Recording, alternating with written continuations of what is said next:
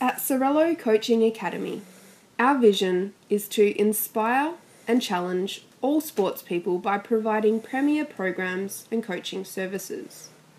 Using the skills and expertise of dual Olympian Chris Sorello, we have developed an in-depth coaching program that will inspire and progress any hockey player to the next stage of their development.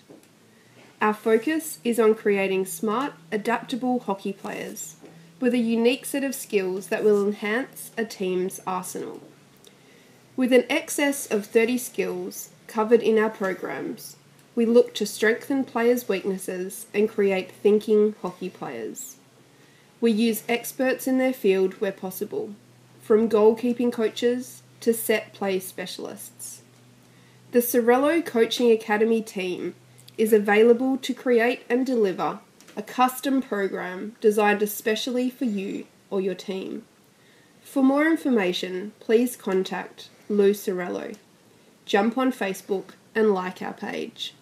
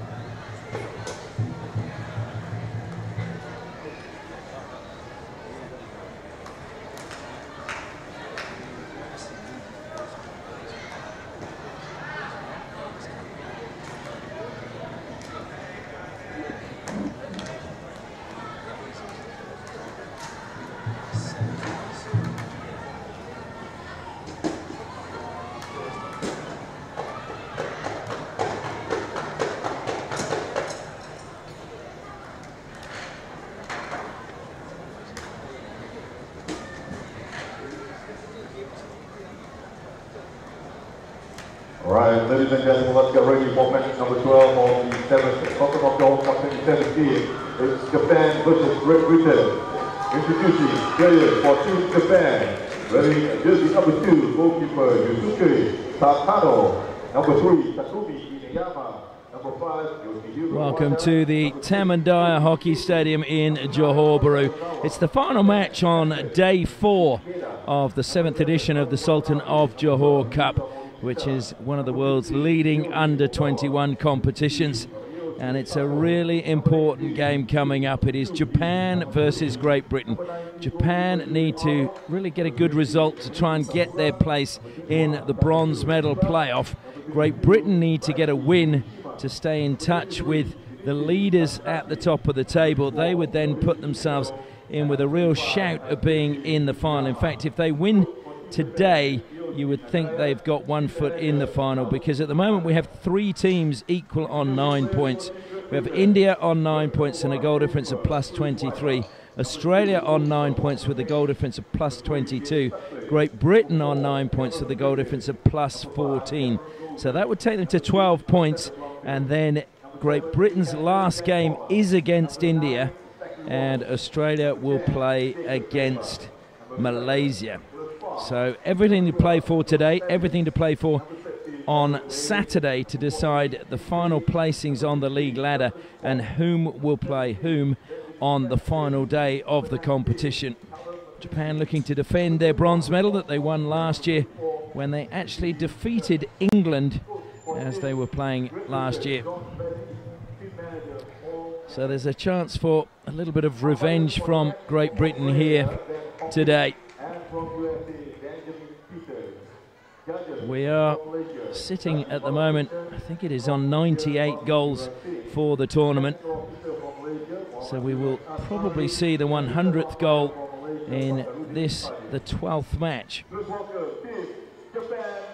Which would be amazing really when you consider that, but USA have been really under the pump in the tournament and they've been leaking goals rather heavily. 4 scores in double figures sees them well at the bottom of the table, and there are some very young players in their team, just 15, 16 and 17 years of age, and just struggled a little bit physically against the more experienced players from the other countries around the world. Players making their way out. We will have the national anthems and then we can get the action underway. Really looking forward to this match. Great Britain, who are unbeaten at the moment coming into this game. Can they continue that run against Japan? We will pause for the national anthem, and first it is the national anthem of Japan.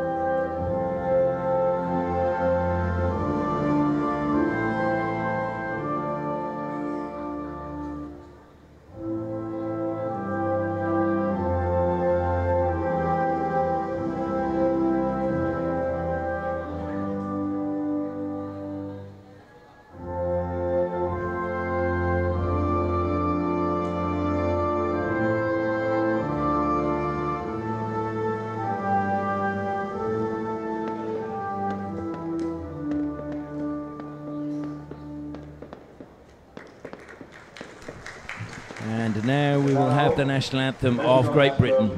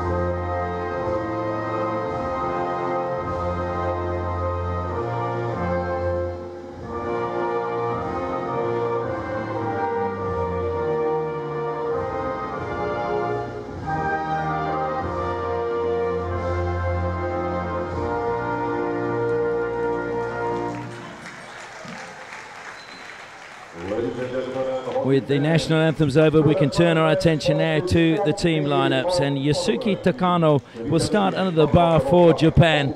Also helping out in defense will be Takumi Eneyama, and wearing number 3. Yoshihiro Wada will be wearing number 5. Kota Ozawa wearing number 9. Mizuki Ikeda, their captain, will be a key player in the midfield for them. Kiyohi Ogawa has been in good form up front. Ryoshi Kato has been good on the flanks. Ryuji Tamakuni will be wearing number 18. Takahiro Chiba wearing 21. Reiki Fujishima wearing 22. And Atsushi Sugiyama wearing number 25. Their coach is Koichi Nagaya. If we turn our attention now to Great Britain, Chris Weifer will start under the bar for them wearing the number 1. James Sutcliffe will be in 3. Gareth Griffiths in 4. Then we have the captain, Jack Waller, wearing number 7. Zach Wallace, who's been in really good form for Great Britain, wearing number 9. Nicholas Park will be wearing 11. Josh Pavis, 12. Eddie Way, number 13. Nick Page, 14. Duncan Gola Game Scott will be wearing 15 and Tom Sorsby 21. They're coached by John Bleeby. The umpires for today's match are Ben Hocking from Australia and Benjamin Peters from the USA. I'm Ashley Morrison, looking forward to bringing you all of the action from this match. And it should be an absolute cracker. We've just had the fireworks going off during the national anthem, just in the distance. Not quite sure what they're celebrating in the distance, but one team will no doubt be celebrating tonight. Will it be Great Britain, who can assure themselves of a place, or certainly get their toe in the final? Of course, if India beat them on Saturday, even if Great Britain win today, it will come down to the goal difference, presuming Australia beat Malaysia. So many permutations to get your head around, and we still have one day after today of regular round-robin competition, and then we go into the finals. Remembering that Great Britain won in 2015, so if you talk to them, they're defending their title here in Johor Bahru. Japan push back and get us underway. Japan have found goals fairly hard to come by in the tournament. They've only managed to score 3, and they've conceded 8. 4 of those were conceded against Australia. Lost 3-2 against India and drew 1-1 with Malaysia. But they have been a fairly hard team to break down.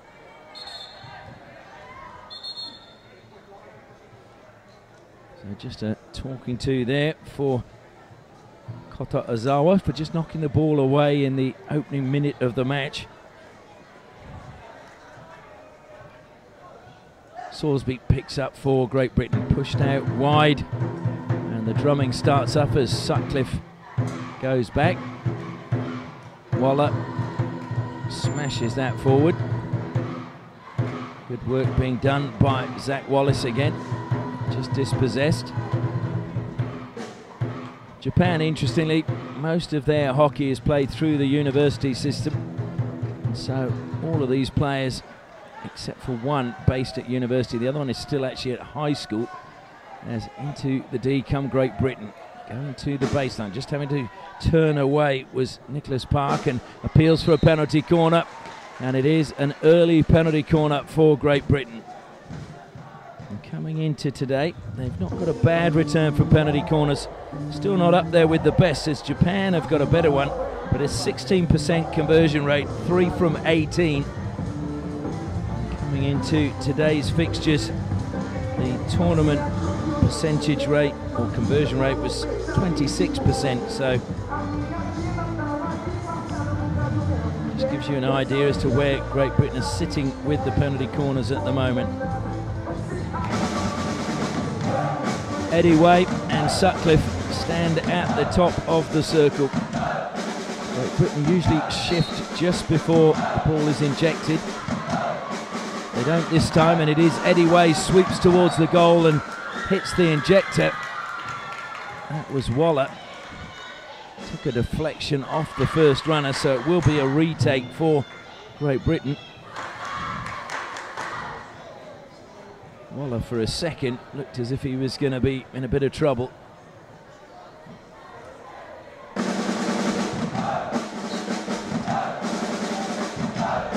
So, second attempt for Great Britain.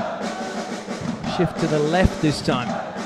Eddie Way, and a good save coming from Takano. Just ricocheting that out over the side.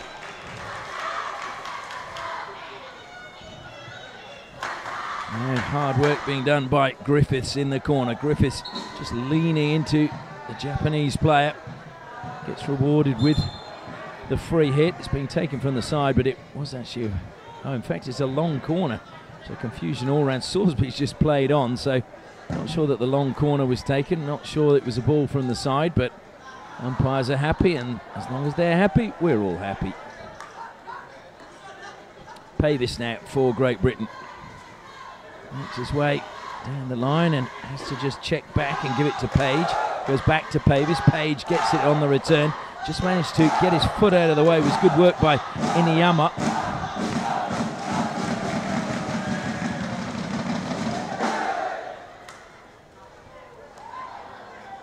way. Sweeps it across the pitch to Waller. Waller who uses the upright stick to bring the ball under control. So many players go down with a horizontal stick. And that was just ran over the top of the stick of Zach Wallace.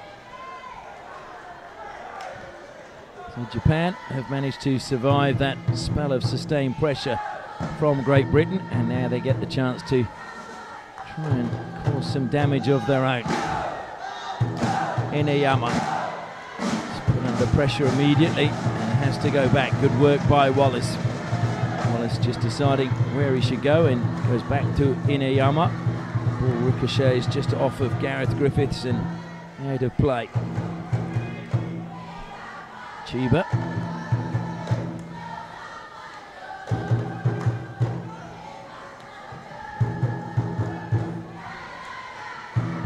Japan moving it well at the moment. Pavis though, good marking, going with the player and through the middle. Here's a really good chance for Japan, and it was a good save from Chris Weifer. Just bursting straight through the middle was Sugiyama. Just opened up in front of him. And that is the danger that Japan pose. They move the ball very well and they move it swiftly. And it was a good run through the heart of the midfield, and Sugiyama he really may rue that missed opportunity. Sugiyama steals possession, and now it is Japan again on the attack after Sorsby lost out. Just having to check back though as a phalanx of white shirts were defending their goal.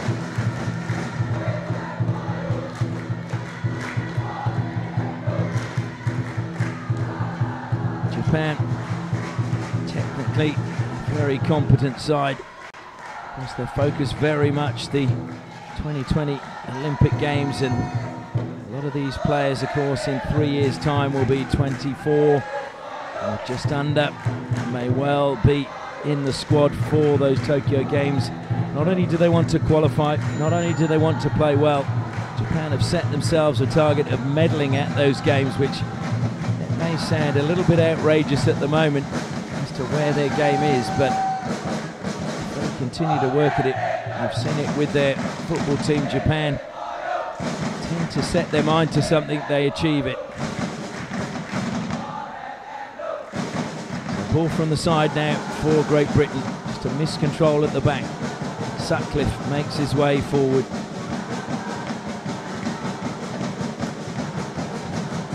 Comes back to Eddie Way. Waller in acres of space. A little miscontrol from him.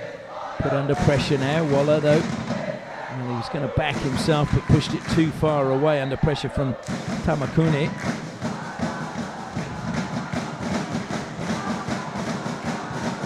Stolen in midfield. That was a well-timed tackle coming from Alexander Bloomfield. Bloomfield, 18-year-old who plays his hockey with Beeston.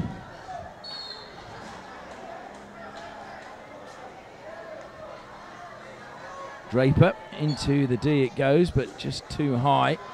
Ricocheting up off the stick.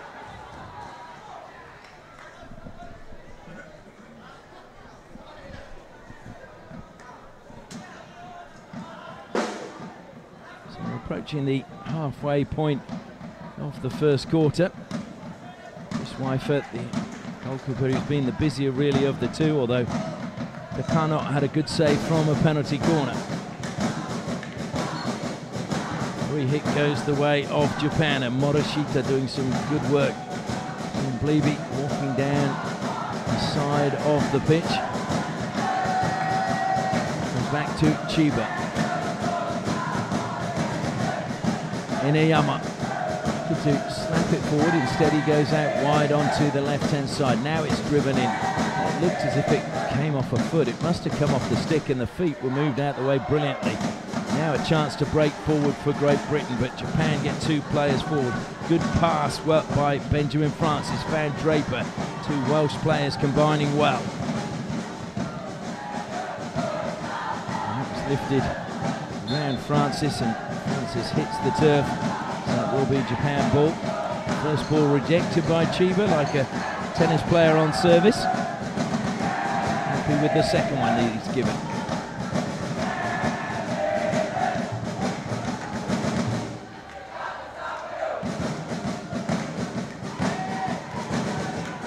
Seki.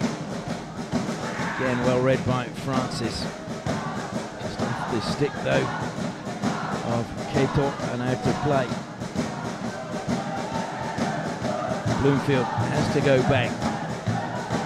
Waller sweeps it out onto the right hand side.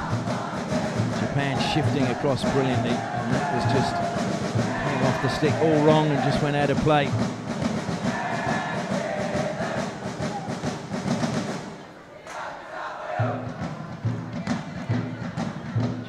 With plenty of possession in this first quarter. As we know, it's what you do with your possession and where you have that possession that matters. Struck into the stick of Nick Page. That's another free hit to Japan. So Great Britain just trying to just get into defensive mode. We've got again 2 balls on the pitch, which has been a little bit frustrating throughout the tournament.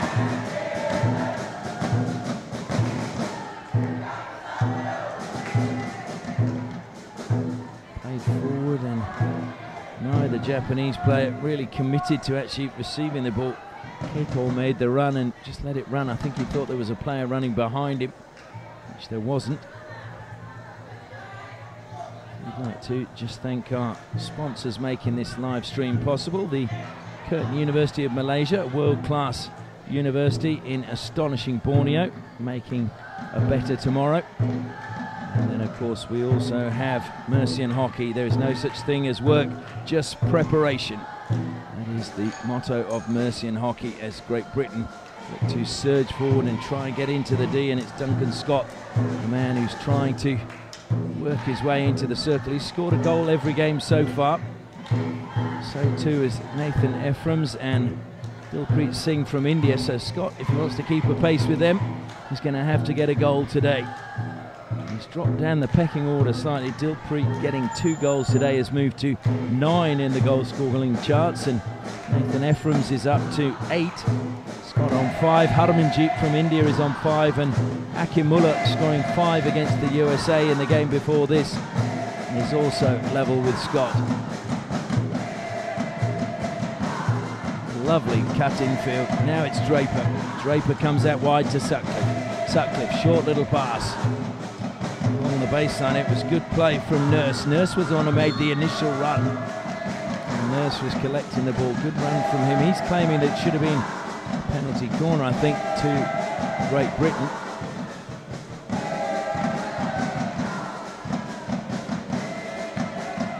Certainly, despite Japan having plenty of possession, it's been Great Britain who've caused the most problems when they've gone on the attack, and trying to cause problems now is Callum McKenzie. Gets the free hit. Good work by him. Can Great Britain find a goal before the first break? Trying to weave his way through is Nick Page. Found Draper, but good defensive play coming from Ogawa. All right.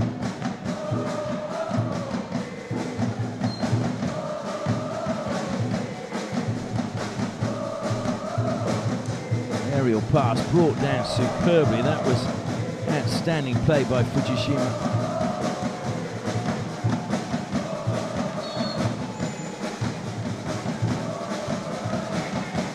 Waller penalised.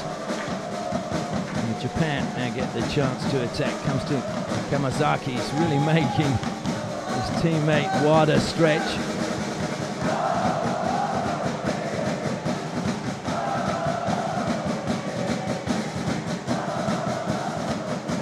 Waller will collect that, but it's come off the Great Britain player's foot, so the whistle was a little bit slow. I think Waller was a little bit frustrated that it came so late. Back to Wada. Delicate push forward, well-weighted pass from him. Tamakune was desperately trying to bring the ball under control, didn't manage to do so, and so Great Britain looked to try and break away. Stolen back well by Sugiyama, and Sugiyama gets the free hit, looks to drive towards the D across the face of goal. Picked up and then just flicked wide. It'll be Free hit again to Japan. Penalty corner given. And it was the challenge from Nicholas Park, just encroaching into that area. And this could spell a little bit of trouble for Great Britain. Japan having the second best penalty corner rate in the tournament. Nicholas Park, you're not allowed to move towards the player until the ball has travelled the 5 metres, and he moved with the player and then blocked his path into the D. So in my opinion, the umpire Benjamin Peters was absolutely correct. So waiting now is Ineyama. Ineyama usually goes for the hit from the penalty corners. Goes for a sweep this time, and it's just gone wide. So first penalty corner for Japan, and they can't capitalise in it. Great Britain looking to break quickly. Griffiths had made a good run, but the pass didn't find it. Waller now has to be at his best to steal possession back for Great Britain.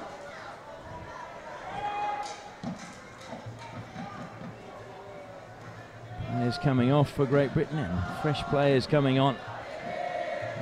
One of those is Zach Wallace, who's had a bit of a breather.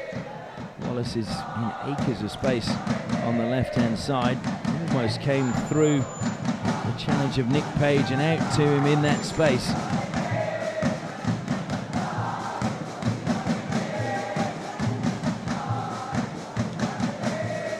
It's controlled by Ineyama. Pressure though from Great Britain.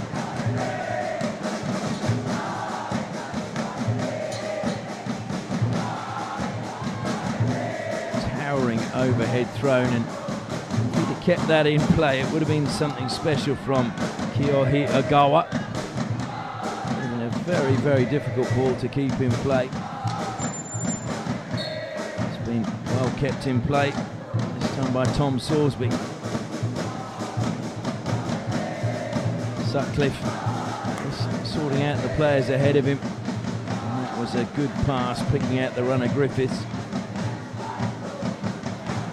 Sutcliffe was telling Park to make the run back into the circle so that Griffiths, who was in the circle, could make the run to collect the ball. Sutcliffe again from the side. Just taking a touch before it gets through to Josh Pavis. Goes square, and Eddie Way fires it towards the baseline, and again it was not a bad lead by the run of Nick Park, but it's just too far ahead of him.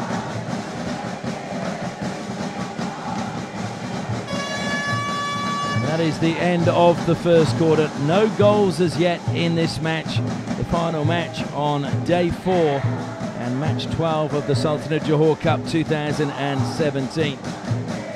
Both teams just feeling each other out at the moment. So it is Japan 0, Great Britain 0.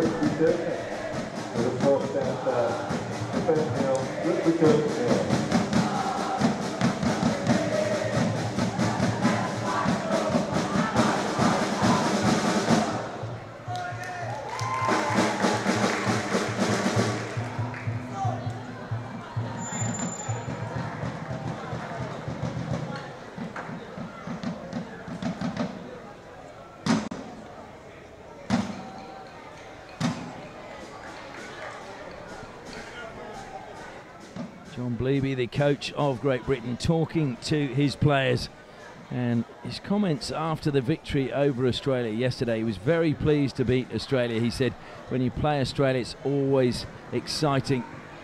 We have 2 matches to go, and we need to prepare and work very hard. Well, Japan will make them work hard today, and you can bet your bottom dollar that India will really make them work in that last game, because India are focused on getting to that final. In response though, after the 1-1 draw from Kyuchi Nagaya from Japan, he felt they took the game to the Malaysians, but the problem was they didn't take their chances, and that's probably a fairly fair assessment. Although it was interesting that the coach of Malaysia felt that they didn't take their chances either.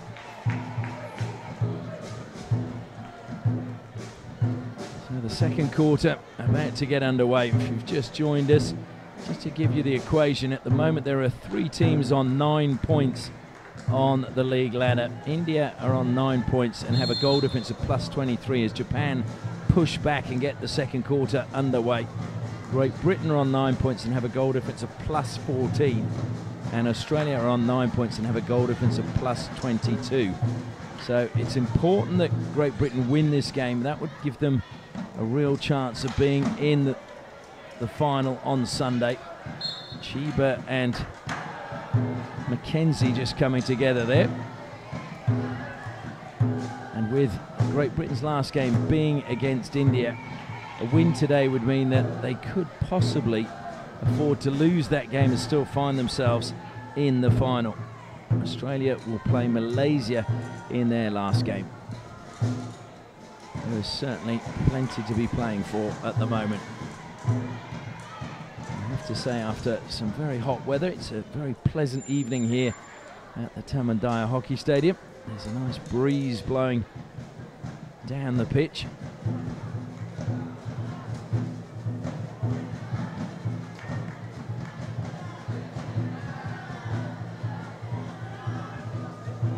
Japan with the 16. The ball comes across to Seki into the middle.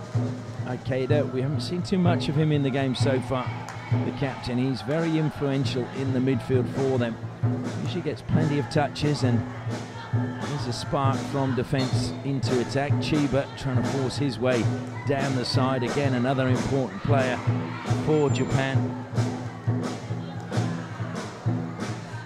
Chiba has 11 senior caps. He's a student at Yamanashi University and played in last year's team that won the bronze medal here. Strong turn coming from Mackenzie. Here's Ikeda, just infield he goes, and Sugiyama has to go back, and Japan then just open things up a little bit. It was a careless pass, and Salisbury says thank you very much. He's got Mackenzie to his left-hand side. Mackenzie waiting for some support, gives it back to Salisbury. Short little pass, just had to make Bloomfield check his run and double back, and there's a little bit of a push in the back there of Cameron Golden, not rewarded, and Cameron Golden looks at the umpire and tells him what he thinks of that decision. Golden trying to turn, gets the free hit. It's amazing how many players make good umpires when they're playing, but how few actually want to do it when they retire. Just going over the stick on the far side of Tim Nurse. Japan not using the aerial pass at the moment. And the one thing that we've noticed Japan do in various games in Great Britain, they'll have to be aware of this, use a tactic that the Koreans used a lot, in that they just have a player drift behind the defence and stay high up the pitch so that they can throw the aerial pass. And sometimes if the defence is not paying attention, they can get caught out. Good pass out wide. Collection was good by Fujishima. And there's a free hit, goes against Zach Wallace.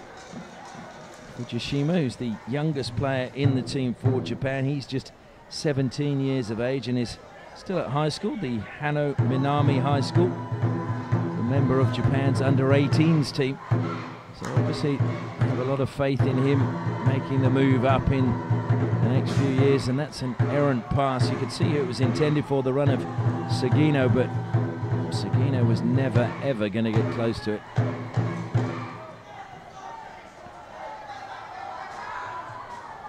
Keito coming across, that was interesting there. Great Britain were making changes and it's been stolen well. It's 3-on-2 for Japan. Comes to Keito now, across the face of goal. In fact, it goes straight into the goalkeeper. And it is a good save. It's Oliver Payne who's now under the bar for Great Britain, switching their goalkeepers, as we've seen them do throughout the tournament.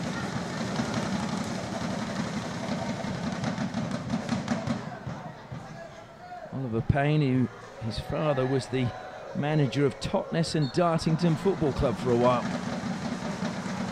obviously not following in his dad's footsteps with the round ball game. But obviously got the reflexes to play in goal.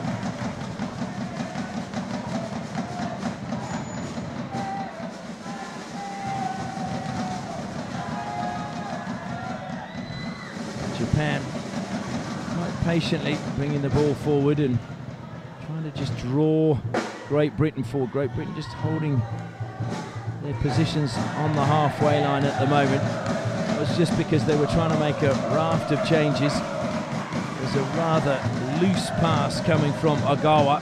Gives possession away. Sorsby tries to break forward. Sorsby still trying to get through, and I think he was a little bit unlucky. He didn't get a free hit. To me, Morishita prevented him getting through.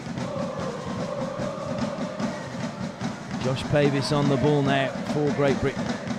Pavis self-passes, then has to come back to his captain, Waller.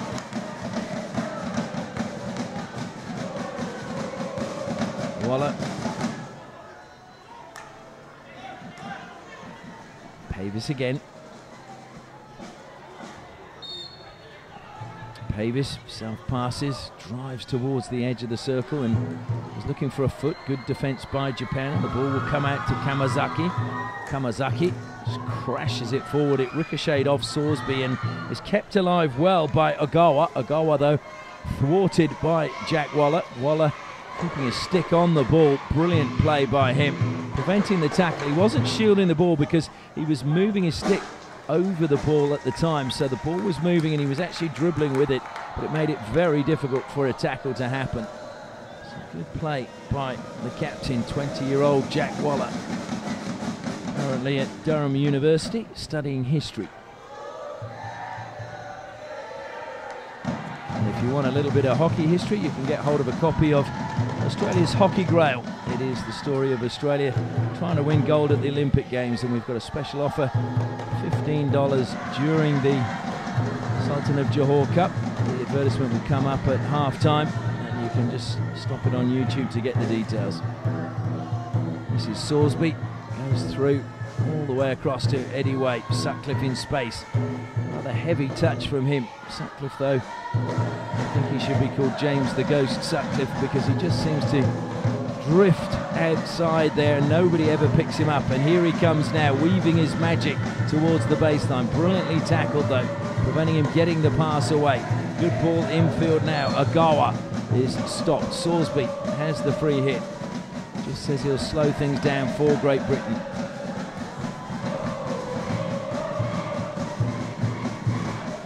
Waller. Great ball into the D, trying to turn and get the shot away, spinning. Surely it hit her foot. It didn't somehow. Great defensive play by Japan to keep the feet out of the way. Park trying to get along the baseline. Two Japanese players there, and eventually carried away by Ozawa. Free hit too, or the ball from the side taken quickly. It was played into the turf. And eventually it is another free hit to Great Britain. Driving towards the baseline, this time coming in with the tackle is Takahiro Chiba, and he gets the decision, and so the pressure is eased on Japan's defensive line.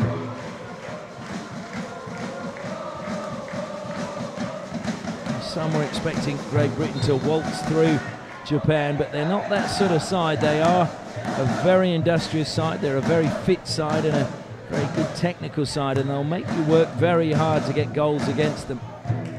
Australia struggled all the way until the third quarter, when they just put their foot on the gas, got all 4 goals in the third quarter, and Japan kept them scoreless in the other 3 quarters. So it's never going to be an easy game for Great Britain. And Japan were leading against India. Win a goal down, took a 2-1 lead, and really let themselves down and conceded 2. Their tournament would be so different had they won that game. It was their opening game of the tournament. Just taken over the side, and looking for a ball to get on with it quickly was Park. Park, who's been involved with plenty tonight for Great Britain. Really good start to this match by him. Haku comes from Caversham, plays his hockey for Reading, and he started playing at Reading when he was just 10 years old.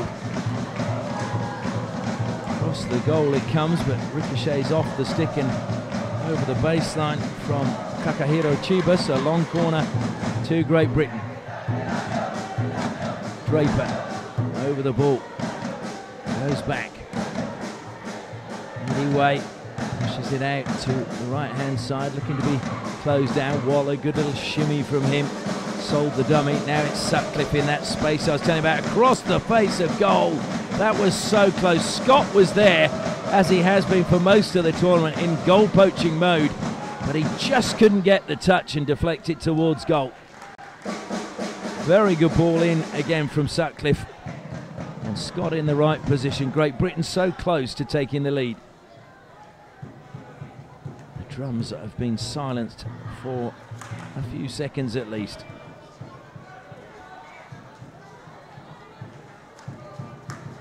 And that was well read by Scott. Scott still going. He just stole the ball off Aikida and then he just put the ball onto his own foot. So it will be a Japan free hit.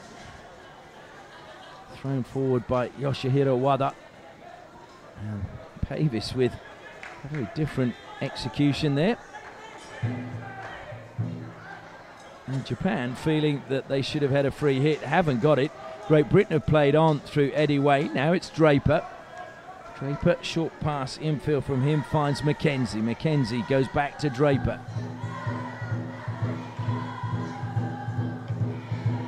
A few little sticks coming in from Japan across the face of goal. Nobody there for Great Britain, and it is, though, taking a deflection off the Japanese sticks. The Japanese players are none too pleased about it, and we've got a player down in back play. The Japanese player, trying to say, it just caught him high on the leg as that cross was played.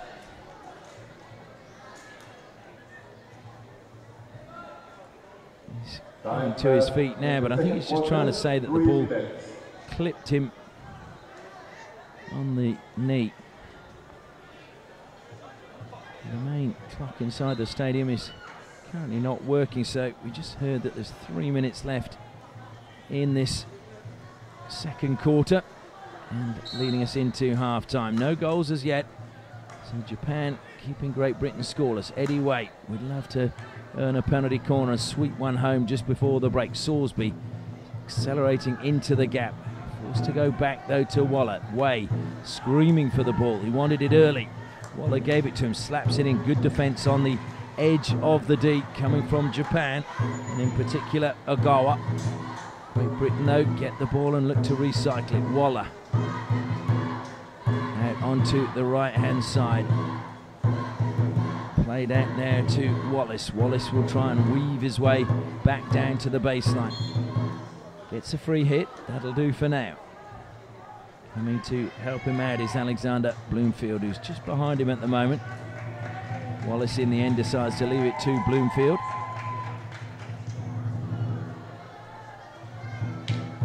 Bloomfield just losing possession for a second, and Watanabe doing well for Japan.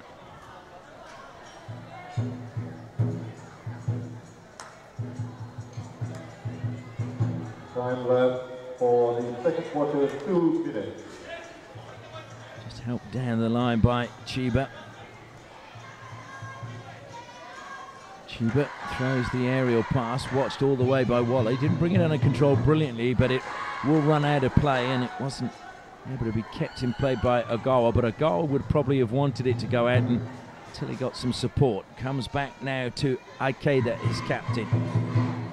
Chiba's pulled wide onto the right-hand side. He'll be closed down now. Pass comes forward. Good anticipation, though, coming from Nick Page. I think it was Tim Nurse rather than Page. Aikeda forced to go back. Square across the back line it goes from Yoshihiro Wada.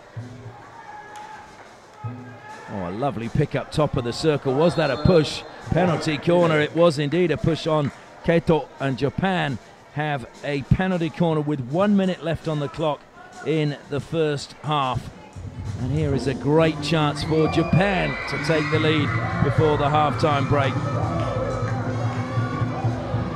Japan have scored 2 penalty corners from 8 before today. This will be their 10th. Making their way down to inject is Watanabe. Ogawa and Ineyama are waiting at the top of the circle. It will be Mizuki Ikeda to stop. Stopped well. Ineyama, they were looking for the deflection. Another penalty corner has been awarded.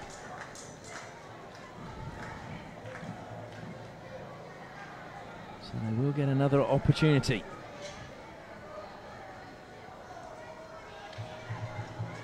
Will they go with Ineyama again? Will Ogawa, who already has 1 goal, be given the chance? Ogawa has just swapped places. Ineyama strikes it. Good logging from Payne in goal for Great Britain. Look how quickly the defence came back for Great Britain. They've conceded another penalty corner, but Ikeda was completely surrounded by white shirts. Brilliant defence by the 6 players on the halfway line, who absolutely sprinted back to help out their defenders. We saw Ineyama hit one before. You don't see too many players in the men's game opt to go with the hit from a penalty corner.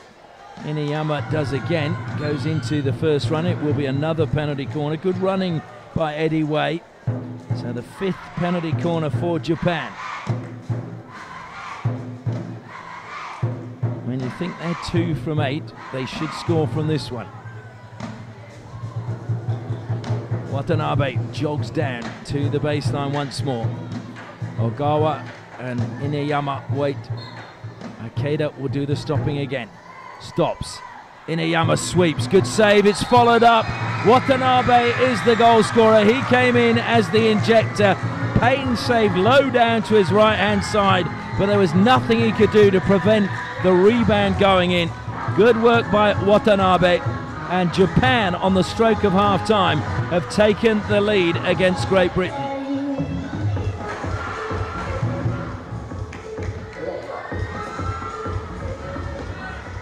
Now that would not be what John Bleeby would have wanted going into the half-time break. He would have loved to have kept his goal intact, but as I said, 0 from 4, and then the 5th one, the law of averages with Japan's conversion rate was that was going to result in a goal, and it did.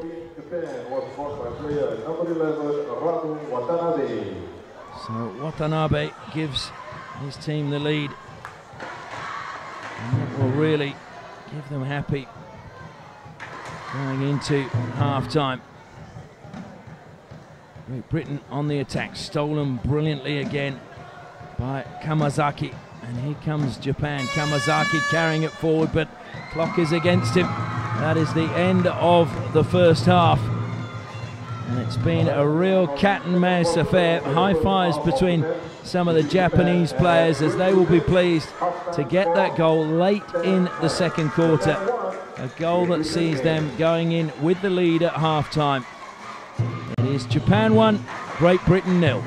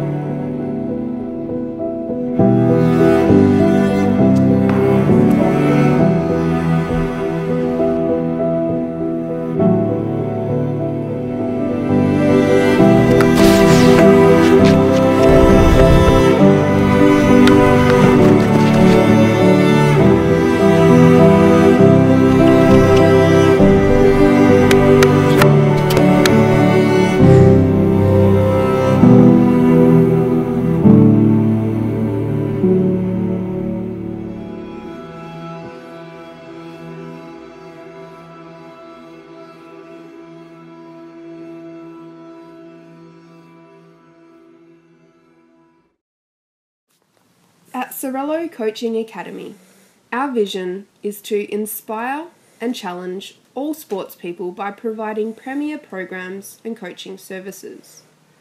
Using the skills and expertise of dual Olympian Chris Sorello, we have developed an in-depth coaching program that will inspire and progress any hockey player to the next stage of their development. Our focus is on creating smart, adaptable hockey players with a unique set of skills that will enhance a team's arsenal. With an excess of 30 skills covered in our programs, we look to strengthen players' weaknesses and create thinking hockey players. We use experts in their field where possible, from goalkeeping coaches to set play specialists. The Sorello Coaching Academy team is available to create and deliver a custom program designed especially for you or your team. For more information, please contact Lou Sorello. Jump on Facebook and like our page.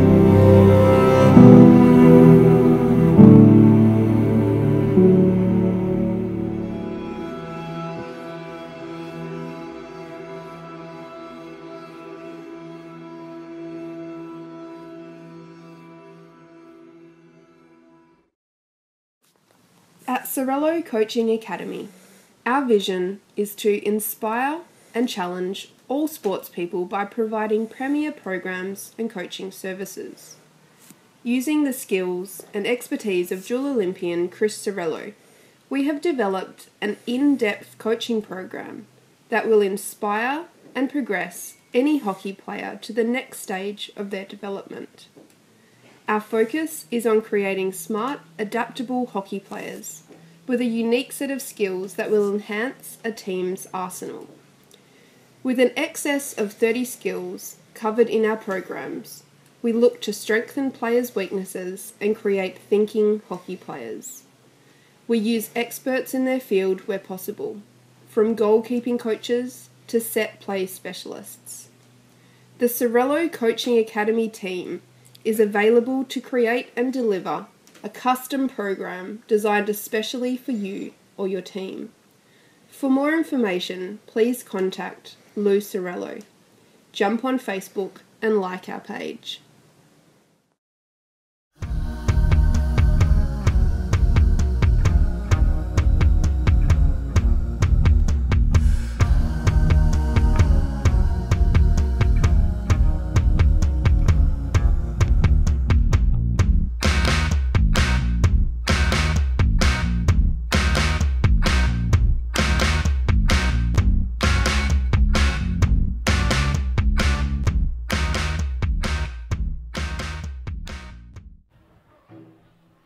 Welcome back to the Tamadaya Hockey Stadium, the second half of this match number 12 on day 4 of the 7th edition of the Sultan of Johor Cup, about to get underway. Great Britain trailing Japan by 1-0.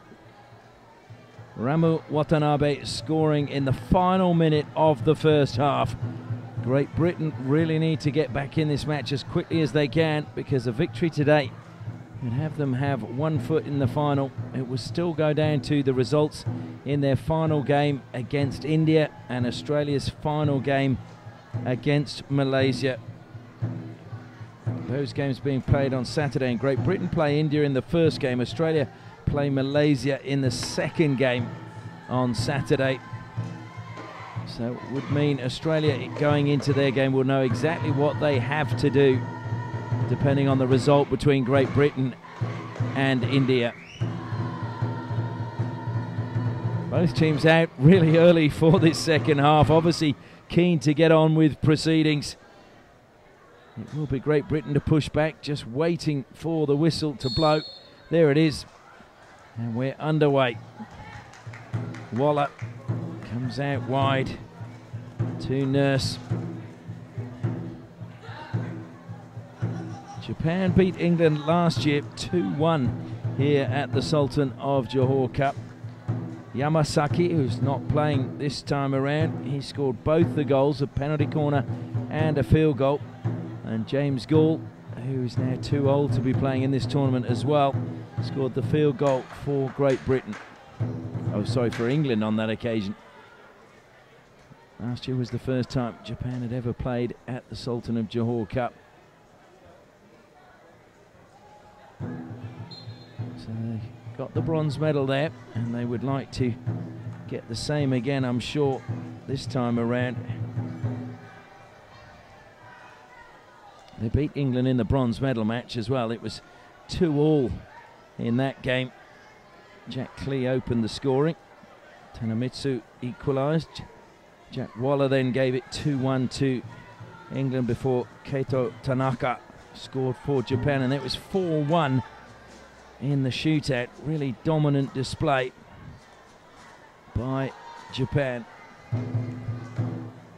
Jack Clee was the only one to score.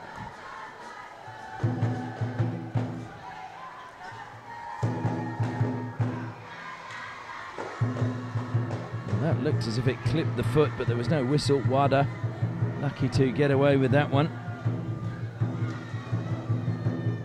Japan usually don't mind it when they're hemmed in the corner. They have very good close control, and just as I say that, it was brilliantly stolen. And Scott looking to get inside the circle, gets pushed in the back by his own teammate.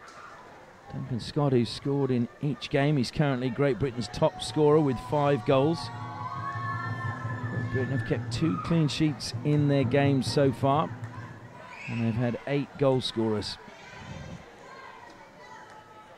Inuyama looking up and throws a very high, long aerial pass. It's gone all the way through and he hit his own player on the head.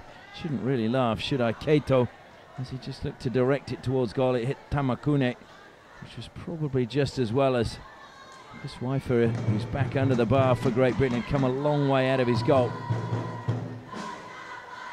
Nurse now for Great Britain goes back into the harder defence, and Eddie Way sprays it out to Sutcliffe. Sutcliffe, well, a rare mistrap from him. He's almost lost possession, somehow manages to spin away from Tamakune. Sutcliffe doing really well. Nurse, and Sutcliffe is continuing his run forward, but that may have just too much pace on it for him. He's kept in play though, and it's good work being done by Nicholas Park. Park has been a standout in this game in my opinion. He's been doing plenty of work. Made his Premier League debut for Reading at the age of 16 when he debuted against Wimbledon.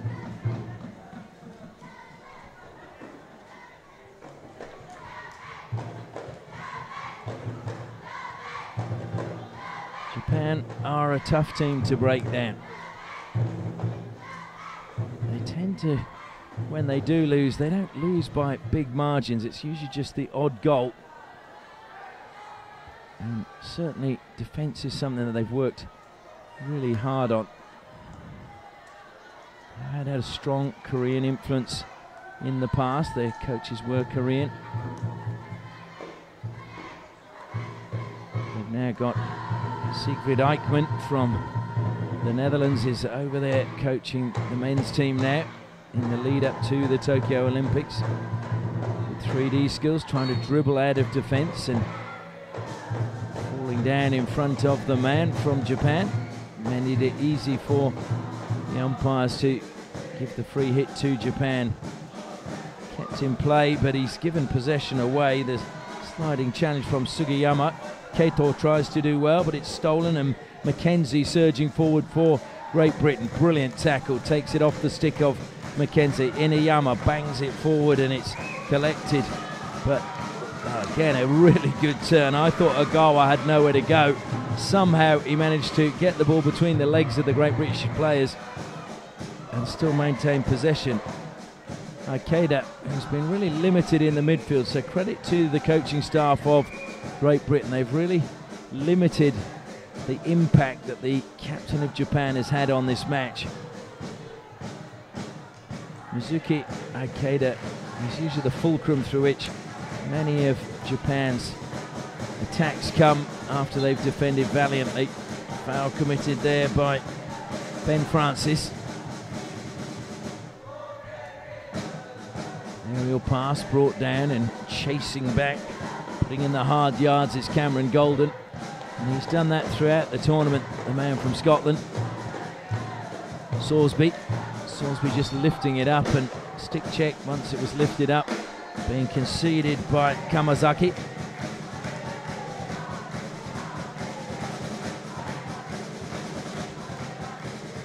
Ball played out wide by Great Britain.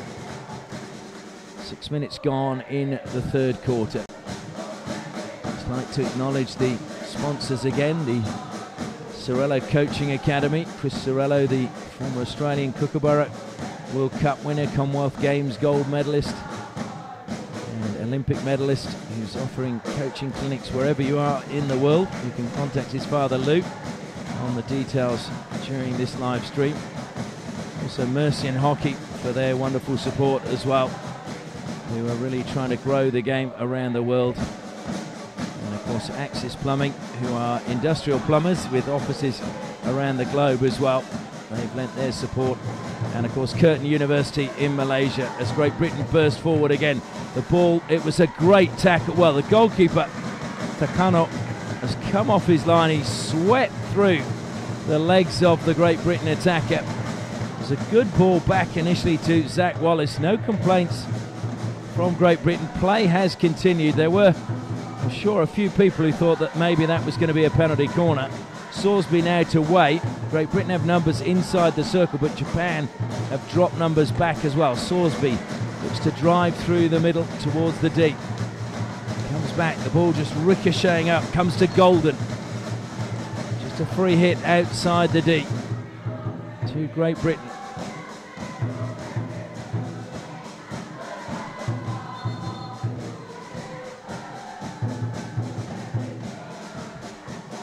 Japan send a man out to close it down.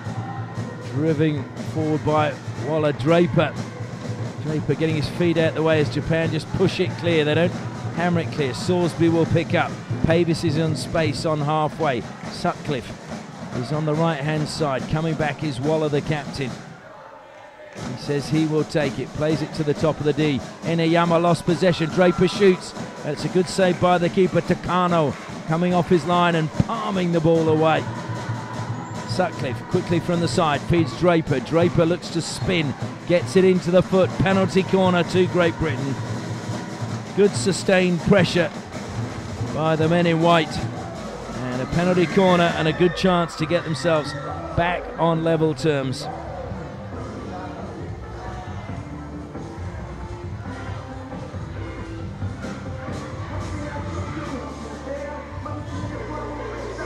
Waller strolls down to the baseline.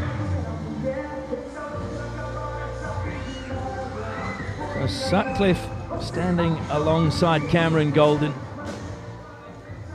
Cameron Golden already has a couple of goals to his name. Shift to the right. Golden sweeps towards goal, looking for the deflection, lifted over the crossbar. Wasn't a bad effort again by Great Britain. Salisbury was the man doing the deflecting. He's been pretty effective doing that for Great Britain. But they failed to convert, and it's not a goal for them. So still Japan lead by 1-0. Just over 6 minutes remaining in the third quarter. And it's Pavis who was penalised for running into that 5-metre zone. Now it's Japan with Watanabe, the goal scorer. Just pushed away from him and over the side. Duncan Scott doing defensive work as Japan are happy to go back to halfway. Ineyama now. Ineyama looking to drive that forward. Took a deflection off the stick of Waller. Will be picked up by Ben Francis. Weaving run from him. Hits the turf. Free hit as Waller just lifts it straight into the back of Francis. So that's frustration for the coach. And I'm sure it's also not too pleasant for Francis either.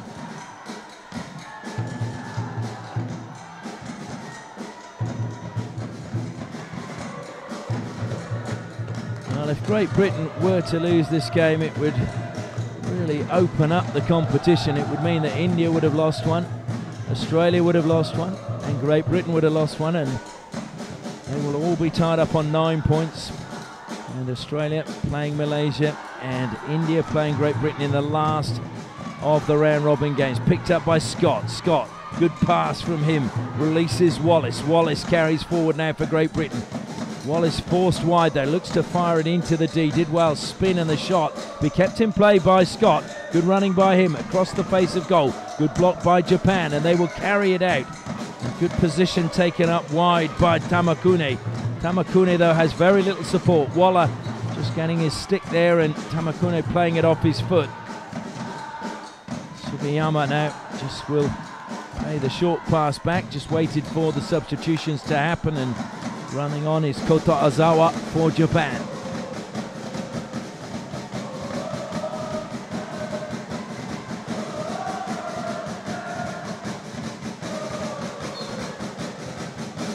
Great Britain thought they'd stolen possession on halfway. Callum Mackenzie was just about to set off towards goal, and then the whistle went.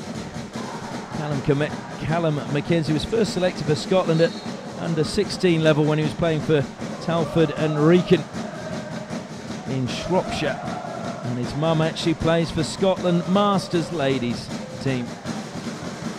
So double internationals in the Mackenzie family.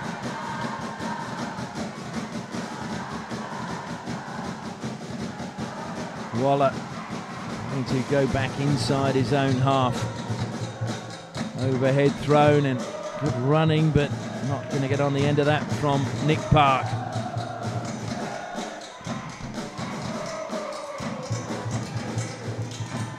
It's an amazing atmosphere here at the Tamandaya Hockey Stadium in Johor Bahru. Always is whenever matches are played here. I was talking to one of the parents of one of the young American players, and she was saying her flights were booked to go home tomorrow, but she's had such a great time here, she's decided to stay till the end of the tournament. And she also feels that the American team deserve all the support they can get at the moment, and I'm sure they do. Just taken away from Duncan Scott.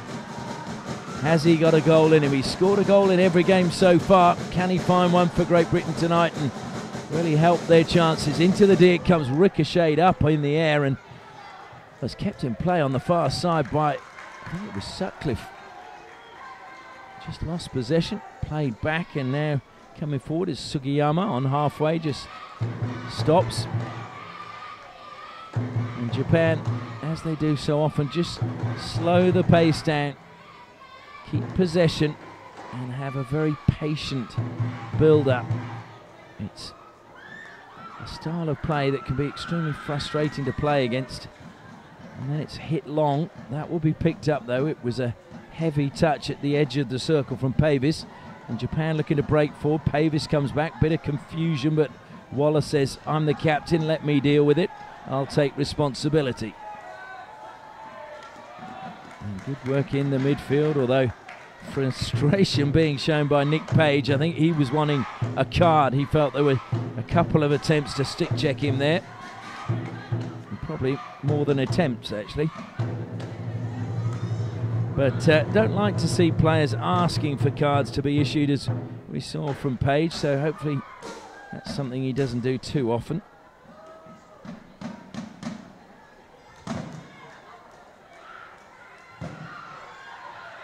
Just over a minute left in this third quarter. Great Britain still trailing by 1-0. Waller plays it out wide. Pavis looking to slap it in. Good block from Ineyama. Taking it into the corner now for Japan is Takahiro Chiba. Loses out, and in comes Page. Park, rather. Into the D it goes, across the face of goal. And a penalty corner has been won by Great Britain. So close to an equalising goal. It was good work initially by Nicholas Park, and then really good work inside the D. So fourth penalty corner for Great Britain. We're in the final minute of the third quarter. Japan scored in the final minute of the second quarter. Can Great Britain replicate what Japan managed to do? Eddie Way, and alongside him the tall figure of James Sutcliffe. Way, you would think, will be the option. They shift again.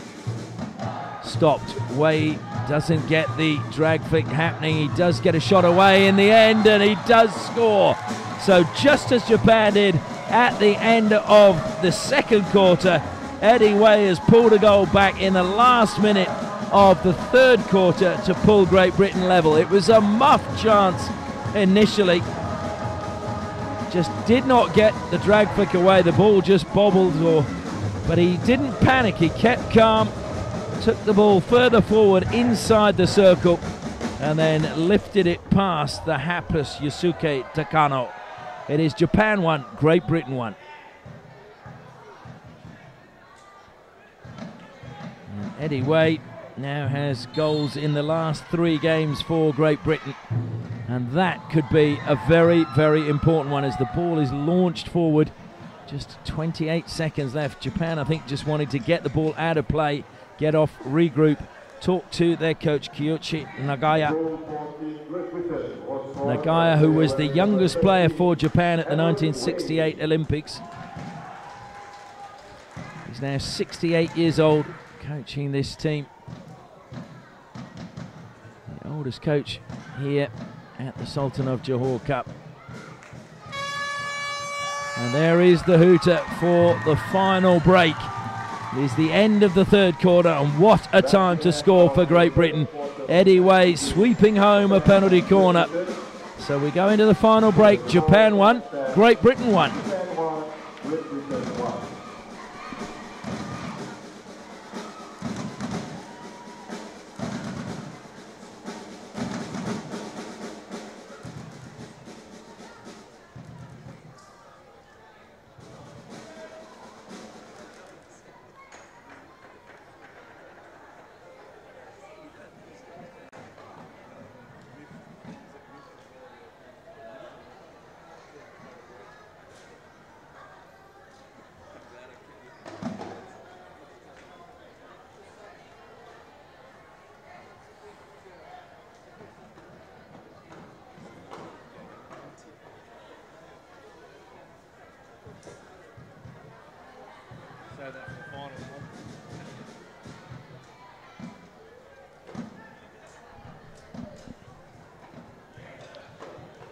England players taking on plenty of fluids. It is a very humid evening here. The breeze seems to have just stopped. It was so nice at the start of the game.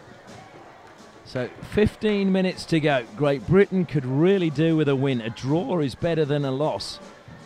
And they've managed to get back into this match.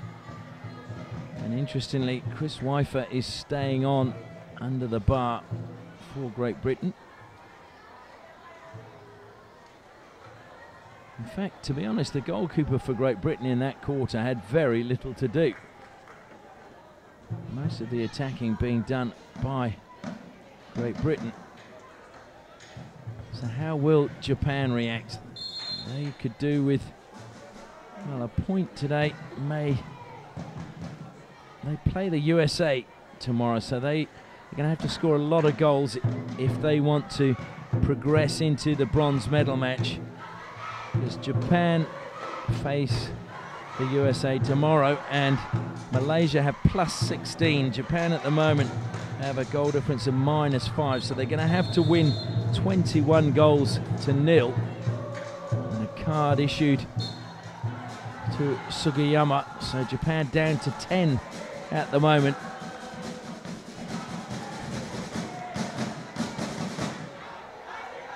Waller to Sorsby. Draper's in the midfield, receives the ball now. He's looking for the square pass to Sorsby, but just dropping back and making that difficult was Ogawa. Japan now pushing up to try and steal that. Waller received a good pass from Way. Waller slaps it towards goal, appeals for a penalty corner. Umpires confirm, and it is given. Well, Ben Francis was absolutely convinced, adamant, and he signalled to the umpire, wasn't even going to play on. That's how sure he was it was a penalty corner.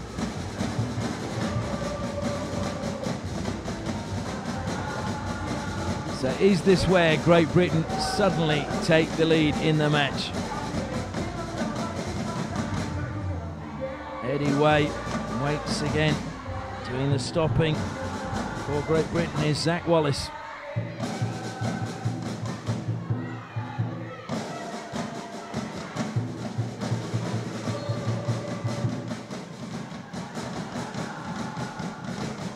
Comes to Way. Way sweeps, looks for the deflection. I think it was Sorsby again, but this time it was wide of the target. It was indeed Sorsby, Tom Sorsby. He's a very tall man, and he gets down exceptionally well to deflect those shots towards goal.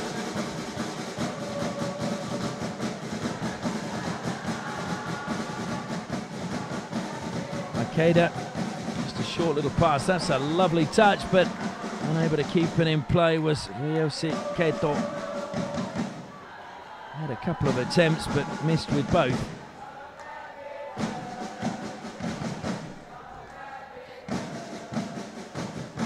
Sorsby now with a little bit of space.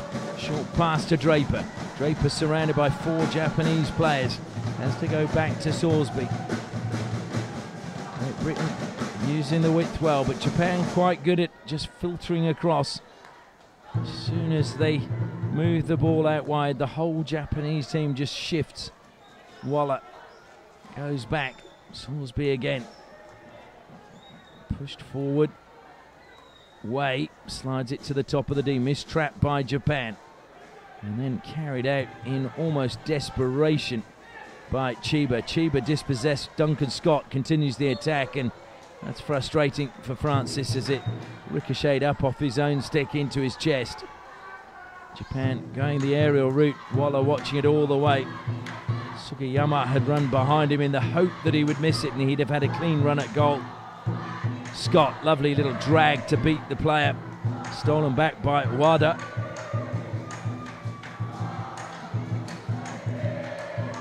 It's poked over the side by Francis, so Sugiyama takes it quickly. That's again a fluffed little ball infield. Just trying to find the run of Kamazaki.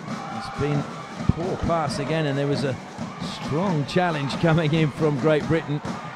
Saw the Japanese player pushed into the turf, but the whistle remained silent.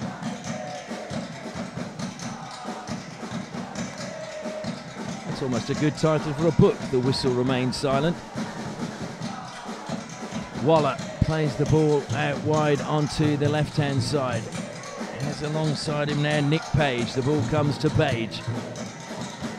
Page slides one down the line. Looking to cut infield is Pavis. Pavis, though, just has to double back. Claims it hit his foot from Japan. And the whistle was blown, but it was very hard to hear above the noise. Encroaching into that 5-metre area. Japan bursting forward. Ogawa can be dangerous. Ogawa spins. Played it into the feet of Draper. Free hit to Japan. They've now got numbers coming forward.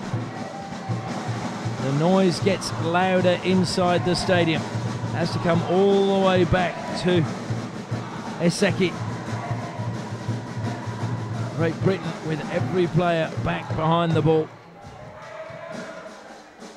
Scott just shuffling across, trying to limit the angle. Scott, brilliant, got his stick low down, just a slip as the ball's played to Page.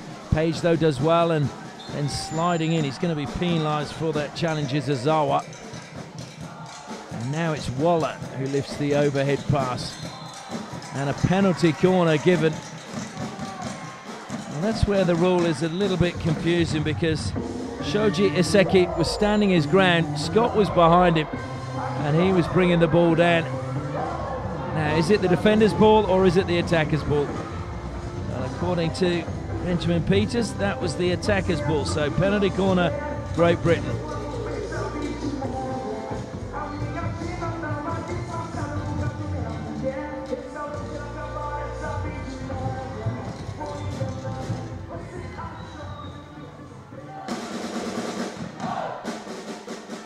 So Way and Pavis wait at the top of the D now for Great Britain. You see the shift again. Way at the first battery. It goes to him once more. Sweeps towards goal. Good save by Takano, but another penalty corner awarded to Great Britain.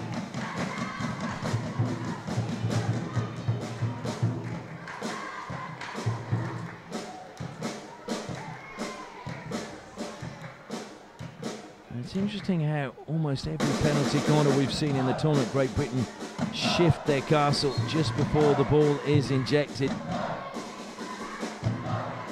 They don't this time, just to prove me wrong. Eddie Way, and that's a very good save to his right-hand side by Takano. So it will be a long corner to Great Britain. We've clicked over into the final 10 minutes of this match. Japan won, Great Britain won. Ricochets up off the captain's stick, and that was wild from Inuyama.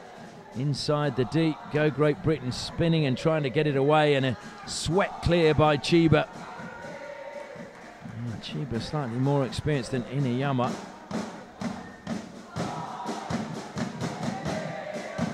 Another long corner awarded to Great Britain. Draper runs back to take it.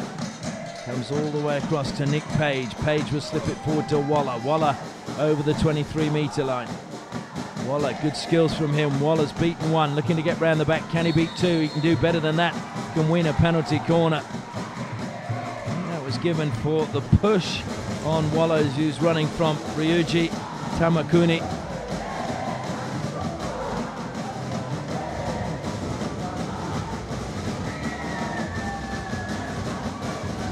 8th penalty corner for Great Britain. Takes them up to 26 penalty corners they've won in the tournament for 4 goals. Sutcliffe and Way.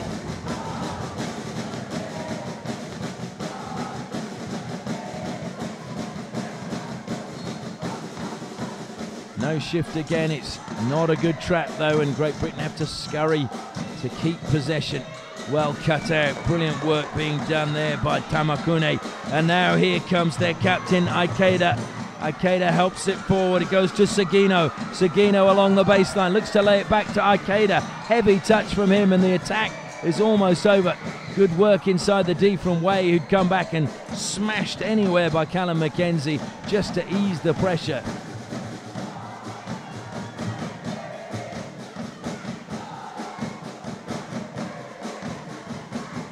Ikeda, that's the first time we've really seen him with any room to move in the match. Great Britain have kept tabs on him so well. Duncan Scott is the man shadowing him at the moment. And Ikeda just used his stick to try and stop Scott getting past him then. Luckily the umpires didn't see that. Ikeda spins. This time he will get the free hit off a foul from his opposite number, Jack Waller. Maybe a little bit of frustration creeping into the Japanese captain's game.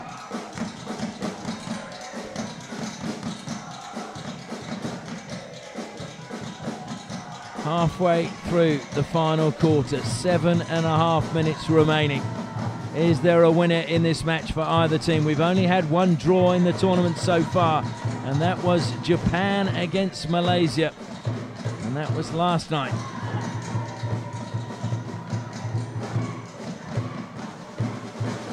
Pavis, short pass, good show from Sorsby, making himself available. Looking to spin now is Nick Page, dispossessed. Japan looking to come forward really tight along that sideline. Sugiyama spins away. The short pass to Ikeda. Great skill from Nick Page just to take it off the stick of the Japanese captain, just lift it away from him. Now it's Zach Wallace. Wallace looking to cut back infield, plays a brilliant pass into the top of the circle. And the shot comes in. Takone saves. Scrambled and put into the roof of the net. And there is the lead for Great Britain. Pretty sure that that is another goal for Duncan Scott. Looked to me as if he was the man that made the run. And it is indeed Scott who got the goal. So Scott, just like Ephraim's and Dilpreet, keeps up his goal a game statistic, but he gives him Great Britain the lead. That's the most important thing.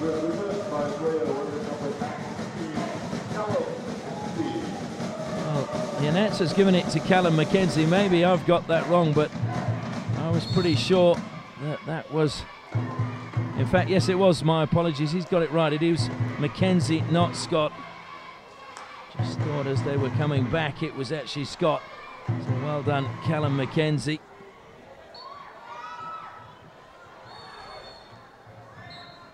So sorry for my misidentification.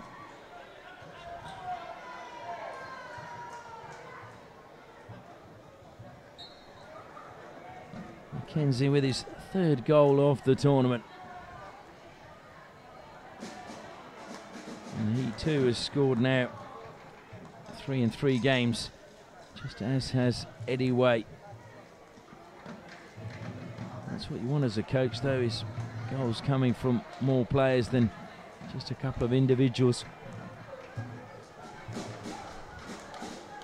Sutcliffe.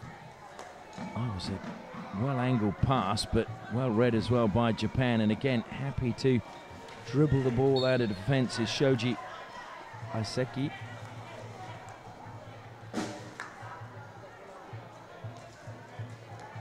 Francis couldn't close it down, and Ikeda. He's turned once, turned twice, and then he's gone a third time. Brilliant move by the Japanese captain, and he will be stopped there, and there's a collision. And the Great Britain captain and the Japanese captain both on the ground. Waller looked to take a blow to the jaw. Ikeda, what a run it was though. Beat 3 Great Britain players and then ran into his opposite number. It was a brilliant turn.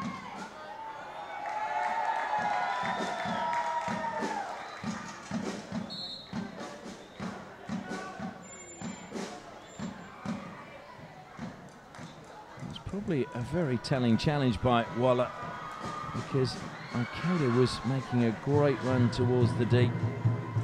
Wada just overhitting his pass forward for Iseki.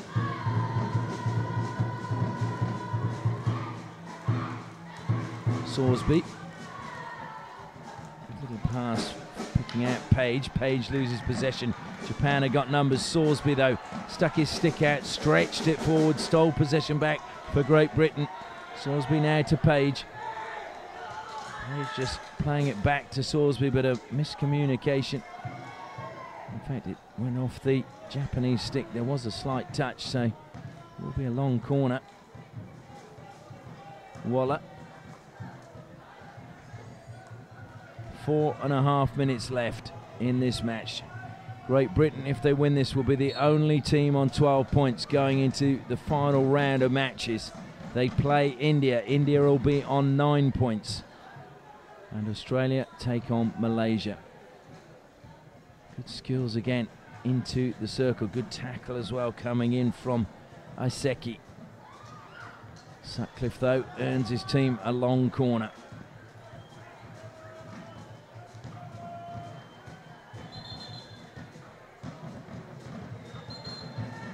And Great Britain have brought it too close to the goal, so having to move it back across is Zach Wallace. And Japan, they are still going to have to get a big victory over the USA, and they're going to have to hope that Australia score a lot of goals against Malaysia so that they deny Malaysia the chance of playing in the bronze medal match. The good thing is we're going to go into that last round of fixtures, and there's going to be something to play for in every single game.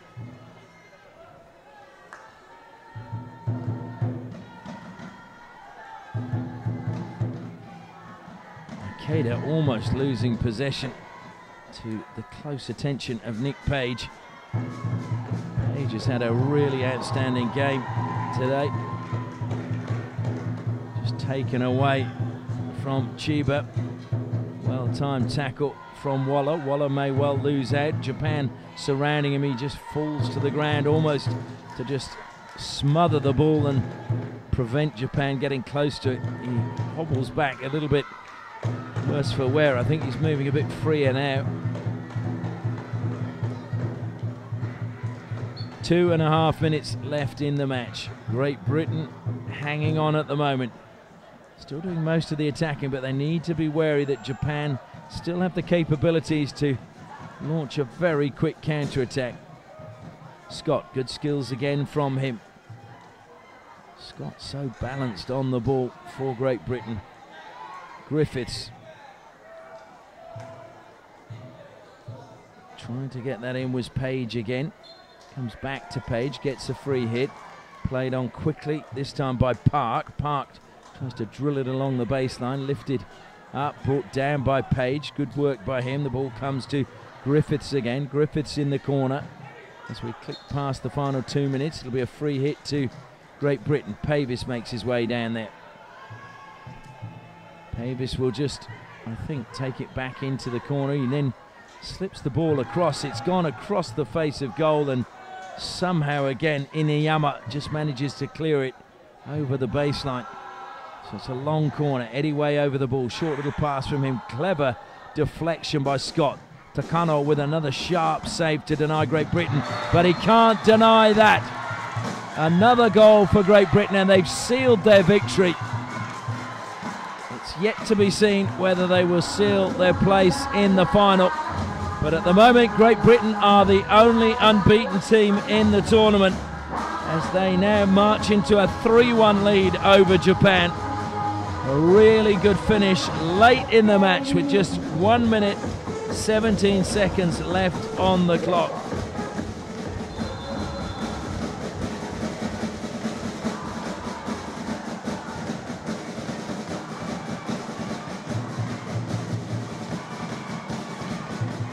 Japan battled so hard through this game. They're going to come away with nothing, and another 2 goals they're going to have to make up to try and get into that bronze medal match.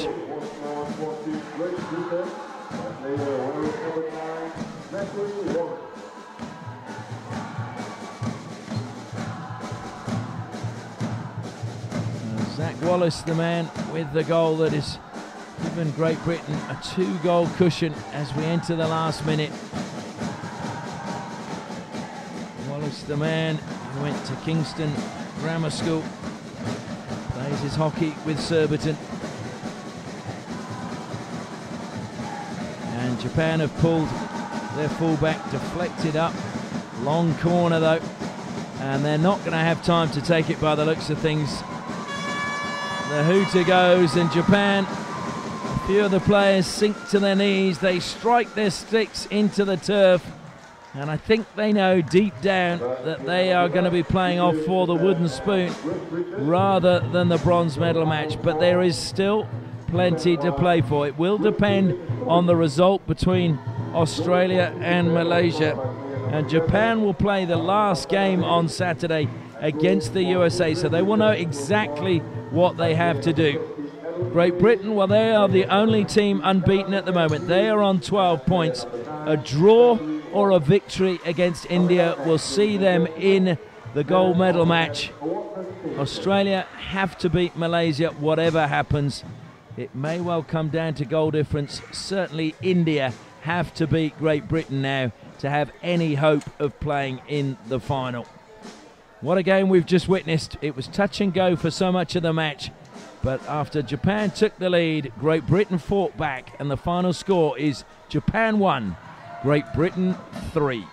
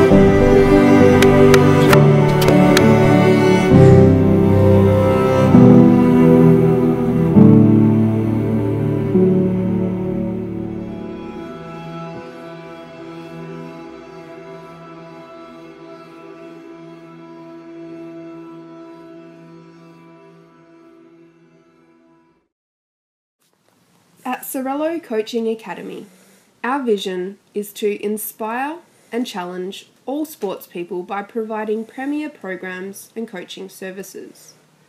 Using the skills and expertise of dual Olympian Chris Sorello, we have developed an in-depth coaching program that will inspire and progress any hockey player to the next stage of their development. Our focus is on creating smart, adaptable hockey players with a unique set of skills that will enhance a team's arsenal. With an excess of 30 skills covered in our programs, we look to strengthen players' weaknesses and create thinking hockey players. We use experts in their field where possible, from goalkeeping coaches to set play specialists. The Sorello Coaching Academy team is available to create and deliver a custom program designed especially for you or your team. For more information, please contact Lou Sorello. Jump on Facebook and like our page.